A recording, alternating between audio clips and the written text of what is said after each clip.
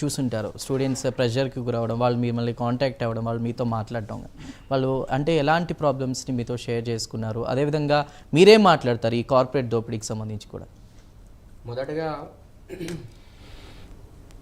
అంటే గ్రౌండ్ లెవెల్లో తల్లిదండ్రులు కానీ విద్యార్థులు కానీ ఈ కార్పొరేట్ మాయలో పడి ఏ విధంగా వాళ్ళొక అంటే ఇబ్బందులు ఎదుర్కొంటున్నారో వాటిని ఈ సమాజానికి చూపెట్టడం కోసము, మరొక ఇబ్బందులను ఈ సమాజానికి తెలియజేయడం కోసము మీరు గత వారం రోజుల నుండి చేస్తున్నటువంటి ప్రయత్నాన్ని ఏబీ తరఫున అభినందిస్తున్నాం.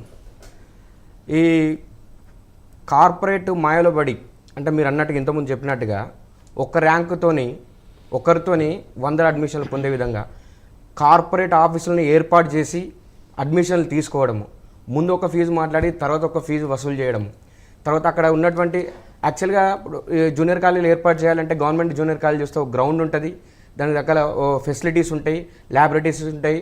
తర్వాత గవర్నమెంట్ కాలేజీలలో మనం వసతులు లేమి గురించి ఎన్నో ఉద్యమాలు చేస్తాం, కానీ దీనిలో చేయం. ఎందుకంటే దీనిలో చేసినప్పటికీ దాని మీద ఎందుకు చర్యలు ఉంటలేవంటే దీనిలో పనిచేసేటువంటి వాళ్ళే ఎమ్మెల్సీలుగా, ఎమ్మెల్యేలుగా, మంత్రులుగా ప్రభుత్వాల్లో ఉంటూ ఆ ప్రభుత్వాన్ని వీళ్ళే కంట్రోల్ చేసే విధంగా ఉన్నారు.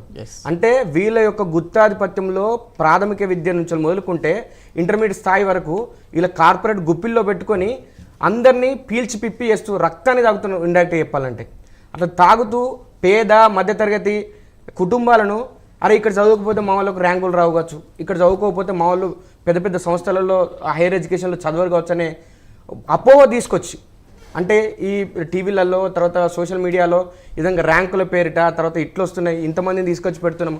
ఇప్పుడు తెలంగాణలో ఇంకో కొత్తది మొదలైంది. రాజస్థాన్ కోటాలో అక్కడ ఏమవుతుంది అంటే పిల్లలు డైలీ ఒక మరణం లెక్క చనిపోతూ చాలా ఆత్మహత్యలు జరుగుతున్నాయి అక్కడ. ఎందుకు? ఒత్తిడికి. పేరెంట్సు మీరు ఇది డాక్టర్ కావాలి లేకపోతే ఐఐటీలలో ఎన్ఐటీలలో చదవాలని చెప్పేసి పేరెంట్స్ కలలు కంటే వాళ్ళ కళల్ని నిజం చేయడం కోసం విద్యార్థులు పోయి అక్కడ మాకు సీట్లు రావు కావచ్చు, మా తర్వాత వేస్టే కావచ్చు, ఐఐటీలలో ఎన్ఐటీలలో చదవకపోతే మాకు అంటే మెడికల్ కాలేజీలలో సీట్ రాకపోతే మేము వేస్ట్ కావచ్చు అనే అపోహలుండి ఎగ్జామ్ రాసిన తర్వాత మాకు సీట్ రా అని చెప్పేసి చనిపోతున్నారు. అలాంటి కోటాలో ఉన్నటువంటి విద్యా సంస్థలు ఇక్కడికి వచ్చి బ్రాంచీలు ఓపెన్ చేసేసి ఇక్కడ మళ్ళీ ఒక దుకాణం తెరుస్తున్నాయి. ఇక్కడ ఉన్నే సరిపోతుంది ఎవరు నాయన అంటే అక్కడి నుంచి తీసుకొచ్చి ఇక్కడ పెట్టేసి విద్యార్థులను దానిలో కూడా రప్పించేసి అక్కడ కూడా ఒక దాని మర మనుషులు లెక్క చేస్తున్నాం. విద్యార్థులకు మానసిక ఉల్లాసం ఉండాలి, విద్యార్థులకు ఒక మంచి వాతావరణంలో చదువుకోవాలి, వాళ్ళకు ఆటలు అనేటివి ఉండాలి, తర్వాత అన్ని ఎక్స్ట్రా కలెక్టివ్ యాక్టివిటీస్లో కూడా వాళ్ళకి ప్రవేశం ఉంటేనే తర్వాత వచ్చేటువంటి లైఫ్లో వాళ్ళు అన్నిట్లలో స్థిరపడతారని చెప్పేసి అందరూ అనుకుంటే విద్యా వ్యవస్థను కూడా అట్లనే నిర్మాణం చేశారు. కానీ వీళ్ళు వచ్చిన తర్వాతనే దీన్ని భ్రష్టు పట్టించి ర్యాంకులు, ఫీజులు, ఈ ఒక ఒత్తిడి వాతావరణం వీళ్ళని నెట్టిర్రు. ఈ అంటే గ్రాస్ రూట్ లెవెల్ నుండి ఏ విధంగా ఉన్నదంటే ఒత్తిడి భరించలేక చాలామంది విద్యార్థులు చనిపోతున్నారు. ఈ ఫీజుల భారాన్ని మోయలేక చాలామంది తల్లిదండ్రులు కూడా ఆత్మహత్యలు చేసుకునేటువంటి పరిస్థితి వచ్చింది. మీకు ఒక విషయం చెప్తే మీరు అంటే ఆశ్చర్యపోతారు.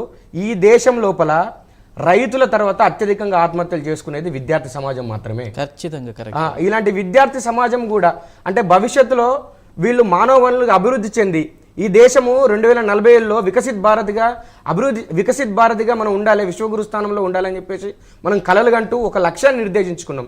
అలాంటి లక్ష్యాన్ని మనం చేరుకోవాలంటే వీళ్ళు ఇంటర్మీడియట్ తర్వాత వచ్చిన తర్వాత ఒక 30 ఏళ్ళు మళ్ళీ డిగ్రీ అయిపోయిన తర్వాత ఒక 30 సంవత్సరాలు మానవ వనరులుగా మన దేశాన్ని అభివృద్ధి చెందించడంలో వీళ్ళు భాగస్వాములు అవుతారు. ఇతర దేశాలకు వెళ్ళి కూడా అక్కడి నుంచి విదేశీ మారద్రవ్య నీళ్ళని తీసుకొచ్చి ఈ దేశ అభివృద్ధికి తోడ్పడేటోళ్ళు వీళ్ళ యొక్క చిరుప్రాయంలోనే వీళ్ళ ప్రాణాలు కోల్పోతే వాళ్ళ ఒక కుటుంబానికి నష్టం కాదు, ఈ దేశానికి ఈ సమాజానికి నష్టం. కాబట్టి ఖచ్చితంగా దీని మీద చర్యలు తీసుకోవాలి. ఎవరైతే ఎమ్మెల్సీలుగా, ఎమ్మెల్యేలుగా, మంత్రులుగా ఉన్నప్పుడు కూడా వాళ్ళ మీద చర్యలు తీసుకోవాలి.